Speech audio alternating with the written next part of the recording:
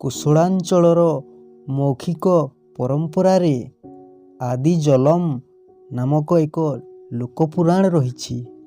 ଏହି ପୁରାଣରେ ବିଶ୍ୱାମିତ୍ର ଓ ବଶିଷ୍ଠଙ୍କ ଯୁଦ୍ଧ ସମୟରେ ବଶିଷ୍ଠଙ୍କ କାମଧେନୁର ଗଣ୍ଡସ୍ଥଳରୁ ଗଣ୍ଡମାନେ ଓ ସ୍କନ୍ଦରୁ କନ୍ଧମାନେ ପ୍ରଥମେ ସୈନିକ ଭାବର ଜାତ ହୋଇଥିବାର ବର୍ଣ୍ଣିତ କରାହୋଇଛି।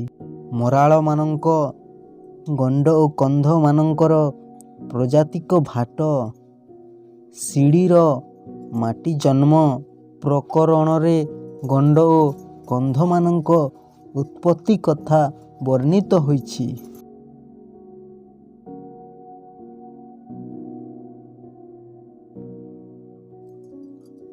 ପରି ଉପବୀତ ଧାରଣ କରନ୍ତି ଓ ନିଜକୁ ବ୍ରାହ୍ମଣ ବର୍ଣ୍ଣଠାରୁ ଶ୍ରେଷ୍ଠ ବୋଲି ଦାବି କରନ୍ତି। ଏପରିକି ନୈଷ୍ଠିକ ଗଣ୍ଡମାନେ ବ୍ରାହ୍ମଣ ଘରେ ମଧ୍ୟ ଅନ୍ନ ଜଳ ଗ୍ରହଣ କରନ୍ତି ନାହିଁ। ଏମାନେ ନିଜକୁ ମହାଦେବଙ୍କ ସନ୍ତାନ, ପୁଲସ୍ତ୍ୟ ବଂଶୋଦ୍ଭବ ଓ ରାବଣର ବଂଶଜ ଭାବେ ବିଦିତ କରାଇଥାନ୍ତି।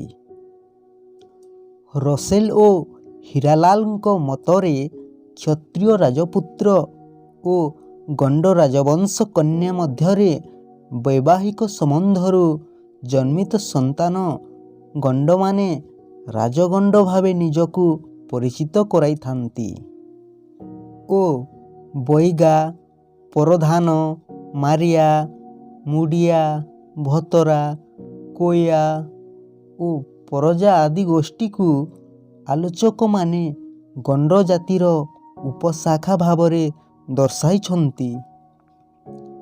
ମଧ୍ୟପ୍ରଦେଶର ବୈଗମାନେ ଗଣ୍ଡମାନଙ୍କର ପୁରୋହିତ ଓ ବୈଦ୍ୟ ଭାବରେ କାର୍ଯ୍ୟ କରନ୍ତି।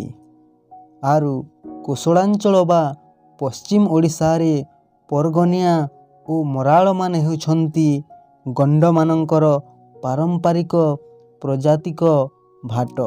ଶିରାମାନେ ହେଉଛନ୍ତି ପୌରୋହିତ୍ୟ କର୍ମ, ଲଗ୍ନିଆମାନେ ଜ୍ୟୋତିଷ କର୍ମ ଓ ମଙ୍ଗଳ ଉତ୍ସବାଦିର ଉଦ୍ଗାତା, କୁମୁରାମାନେ ସମାଜ ପ୍ରମୁଖ ଆଦି ଦାୟିତ୍ୱ ତୁଲାଇଥାନ୍ତି।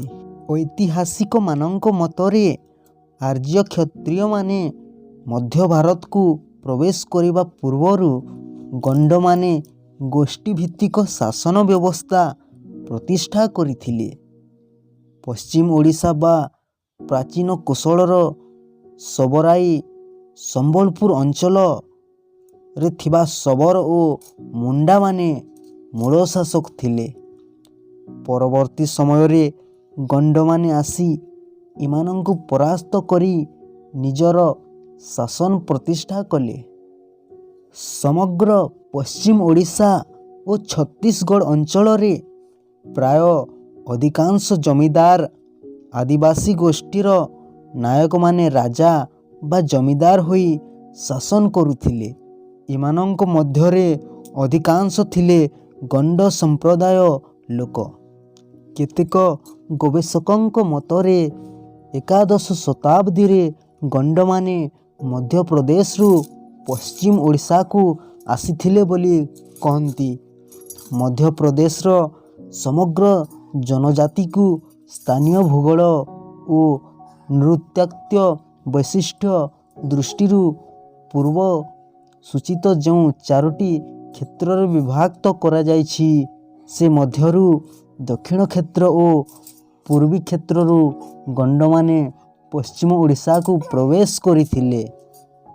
ଦକ୍ଷିଣୀ କ୍ଷେତ୍ରର ପରିସୀମା ମଧ୍ୟରେ ଥିବା ବସ୍ତର, ରାୟପୁର ଓ ଦୁର୍ଗ ଜିଲ୍ଲା ଏବଂ ପୂର୍ବୀ କ୍ଷେତ୍ରର ଅନ୍ତର୍ଭୁକ୍ତ ସରଗୁଜା, ରାୟଗଡ଼ ଓ ବିଳାସପୁର ଜିଲ୍ଲା ପଶ୍ଚିମ ଓଡ଼ିଶାକୁ ଲାଗି ରହିଛି।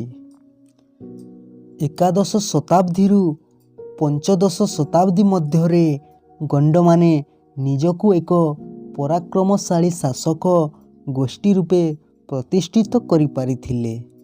ହୀରାଖଣ୍ଡ ସାମ୍ରାଜ୍ୟର 17 ଜଣ ଜମିଦାର ମଧ୍ୟରୁ 10 ଜଣ ଜମିଦାର ଥିଲେ ଗଣ୍ଡ ଜାତିର ଜମିଦାର।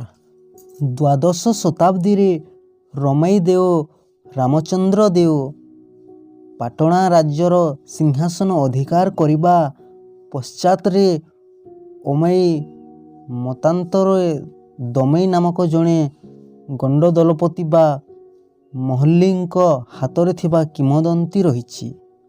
ରମାଇ ଖଣା ବା ରମାଇ ଦେବ ଧାରଣ କରୁଥିବା ଖଣାଟି ବାସ୍ତବରେ ଅମାଇ ଗଣ୍ଡର ଖଣ୍ଡା ଥିଲା। ତେଣୁ ପଶ୍ଚିମ ଓଡ଼ିଶାରେ ଅମାଇ ଗଣର ରମାଇ ଖଣା ବୋଲି ପ୍ରବାଦ ରହିଛି।